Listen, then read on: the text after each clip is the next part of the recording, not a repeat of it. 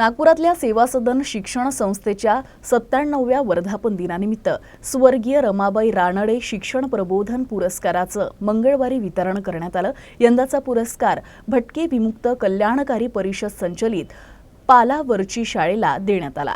सेवा सदन शिक्षण संस्थेतर्फे दरवर्षी या शिक्षण प्रबोधन पुरस्काराचं वितरण करण्यात येतं। सामाजिक जाणीवेतून शालेय शिक्षण क्षेत्रात उल्लेखनीय कार्य करणाऱ्या संस्था आणि व्यक्तींना हा पुरस्कार देण्यात येतो।